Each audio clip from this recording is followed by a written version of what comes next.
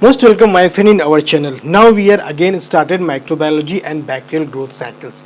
We are here to start the growth curve and growth life of the bacteria, and it is differ from the other animals growth measurements. Growth of bacteria is defined by the increase in the cellular constituent which lead to rise in number. Here the number of bacterial cells increasing is the measure of the bacterial growth. Microorganisms reproduce by binary fissions, budding process. These are both are asexual reproductive pathway. The cell copy their DNA almost similar constituently and dividing again and again and again and forms their numbers. This process is called the binary fission. Binary fission is a type of asexual reproduction where the single cells forms a number of the one cell divided into the same size and matter of the number of other cells. So we see now here we are watching the cells. Our bacterial cells are here. There is a center inside the cytoplasm, nucleic materials, that is DNA is presented there. Then say plasma membrane and cell wall is also there.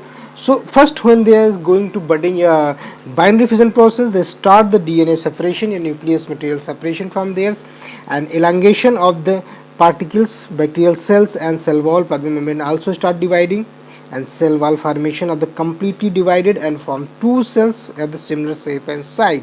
So in this matter you can understand how frequently a bacterial cells divided and forms to another cells of same and similar sizes where the nucleic material is equal and there is not any difference between them because there is no crossing over is presented.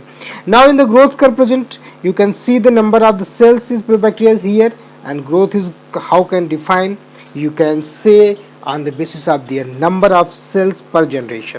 If you are going to analyze the bacterial growth curve, so you must need to understand the number of cells in any microorganisms. If you are going to bacterial growth curve, so you need to understand number of cells in the next generation. So that is a measure, that is analyzing material for the growth curve of that organisms. Bacteria can grow and cultivated in the liquid medium. The very controlled system is present, closed system is called, this is called batch culture. In this method no fresh medium is going to added during this process, so after second, third, fourth generation the constituent of nutrient material is going to decrease and the number of cells of bacteria increases, so they increase the waste product and the color of that batch culture is changed, and the reproduce binary fissions, number of growth plotted in the curves, and see the how many number of the bacteria grow and the color. You can measure so many things in this process.